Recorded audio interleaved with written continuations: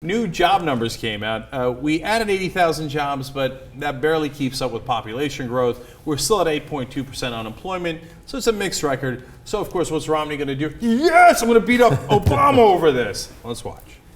I have a plan. My plan calls for action that will get America working again and create good jobs, both near-term and long-term. Oh, that's fantastic. It includes finally taking advantage of our energy resources, building the Keystone Pipeline, making sure we create energy jobs and we convince manufacturers that energy will be available and low cost in America.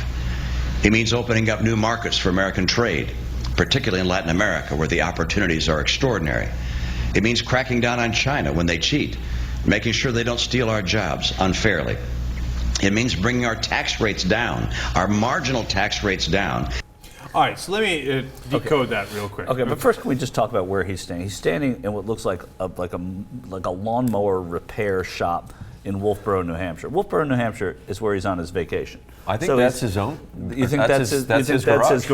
That's where he's fixing. So he left the beach. He left the beach and his motorboats and walked over to this hardware store or whatever it is to give the speech. Sorry, no, but that's actually literally true. I mean, I don't know exactly where he's standing, but his vacation home is a gigantic 11-acre estate worth $10 million.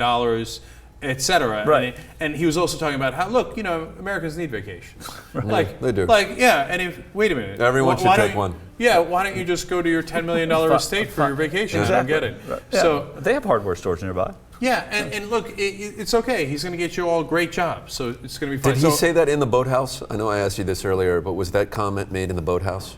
No, not that one, but they did a whole interview with CBS News in the boathouse. boathouse. That's one. See, again, this goes to the tone deafness of Romney, and I don't want to get you off track, but it's like, if you're going to do the interview, like, where should we do the interview, honey? Don't hit the boathouse. Boathouse?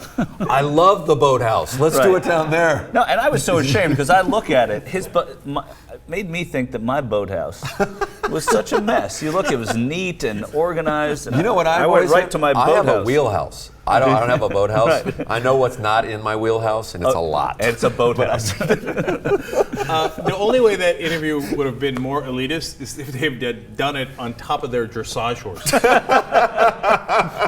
They're like, yes, I do declare. Oh, watch, I'm going sideways now in the horse, And you're like, no, what are you doing?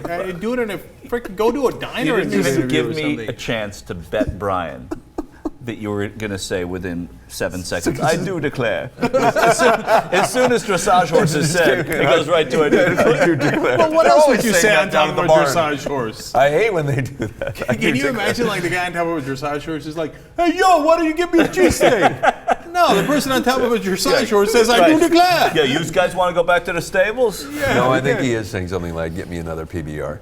Make sure it's cold. So now to break down what Romney's saying there is, look, energy resources. In other words, I work for the oil companies. I get tremendous donations from the oil companies. So if I'm president, they're going to get every tax subsidy, every deregulation I can throw their way. Number two, he said trade, especially with Latin America. Why? Because Panama's a huge tax shelter for the banks. So that's, and for multinational corporations. That's him saying I get huge money from the banks and multinational corporations. Don't worry, guys.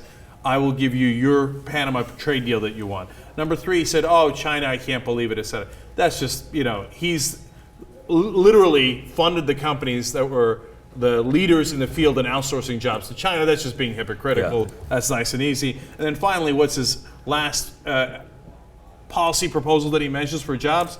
Cutting taxes. Of course, that's all they ever want to do. Because that worked so well last time they tried doing it. Yeah, the last 10 years. Yeah. Right. And by the way, of course, his major donors are all incredibly rich, and their number one priority is cutting taxes. None of this has anything to do with jobs. It has everything to do with his donors. So let me ask you two guys, because you're way smarter than I am.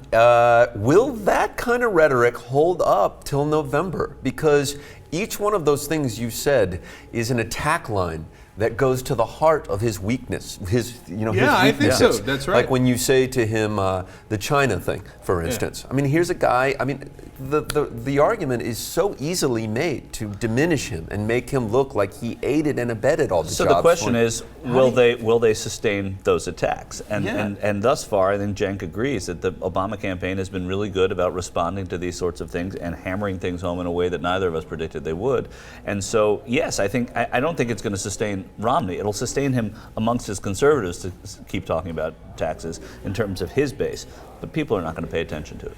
No, it's fun. I love that you brought that up, because today I went even more to the side of, unless something goes terribly wrong with the economy, not terribly wrong enough with the economy, this thing might already be over. And Michael might be right that Romney turns out to be actually a bad campaigner, and that the only thing that's been sustaining him is a waterfall of money, right?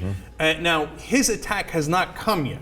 They have not unleashed Crossroads GPS in a significant way. That's Rove's group. They have not unleashed the $400 million that the Koch brothers have. They haven't unleashed the super PAC money that Romney has. So don't get overconfident, yada, yada. And look, it's always going to be 45-55 in terms of who's going to win, the percentage chances, simply because the minute the economy turns a little south, then Obama's in big trouble no matter what the campaigning is, et cetera, et cetera.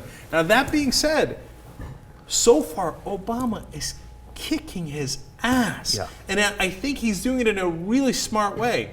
I think Romney's waiting too long. He's got a lot of powder, and it's awfully dry, right? I'm shocked that they haven't unleashed hell yet. And whereas Obama has started early, and he's framing Romney. So the minute, to your point, Brian, the minute he mentions China, you think of the Obama ad, if you're paying attention to this, et cetera. But that's the guys you want, the voters that are paying attention, that are going to actually vote, right? And not the guys who aren't going to vote. You think of, oh my God, the China ad. Oh wait, isn't this the son of a bitch that outsourced all of our jobs to China? What's he talking about China for?